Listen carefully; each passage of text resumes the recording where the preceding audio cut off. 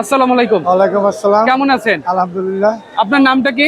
মোহাম্মদ আবুল কালাম। আজকে আপনাদের আলুর বেচা কিনা কেমন চলতেছে? মোটামুটি ভালো চলতেছে। মোটামুটি ভালোই চলতেছে। মোটামুটি ভালো। আলুর দাম কি আগে থেকে বাড়তির দিকে না এখন কমতে না, দিকে? একরকমই আছে।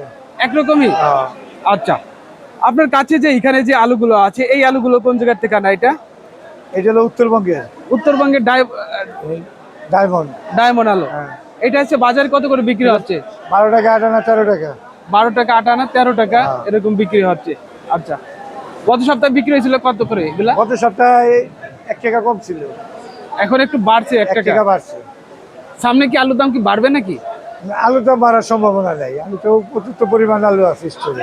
তো এই যে আজকে আবার 1 টাকা আলুর দাম বেড়ে গেল, কারণটা কি? 1 টাকা বাড়ছে, বৃষ্টি বাদল শুকাইতে পারে না, হ্যাঁ। কৃষক জমি যায় না, স্টোরে যায় না মাল আনতে। এই কারণে মনে করেন মালের দাম একটু বাড়ছে।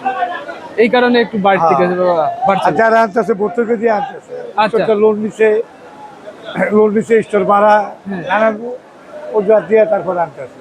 এখন আলুর চাহিদা কেমন আছে বাজারে? চাহিদা আছে মোটামুটি ভালো। মোটামুটি চাহিদা ভালো আছে। মোটামুটি ভালো। আবার এই পাশে যে আরেকটা আছে আলু, এটা এটা কোন জায়গা থেকে আলা? এই যে এটা স্টিক লাল। স্টিক লালটা, এটা কোন জায়গার? এটা বগুড়া। বগুড়ার। হ্যাঁ। এটা এটা কত করে বিক্রি হচ্ছে? এটা বেচটা আছে গিয়া 12 টাকা। 12 টাকা করে। 12 টাকা।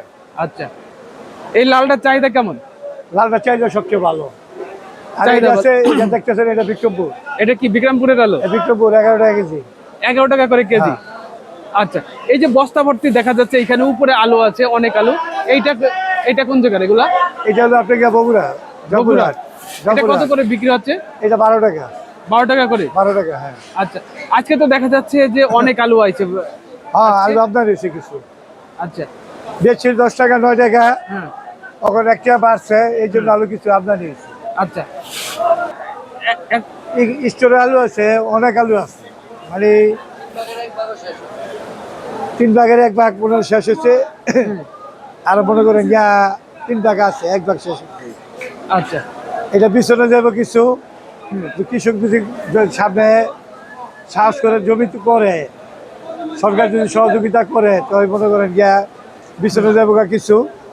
আর বাকিটা যে সামনে 2 মাস আছে, খাইয়াও শেষ করবো, ভালো শেষ করবো, তোমরা শেষ করতে হবে।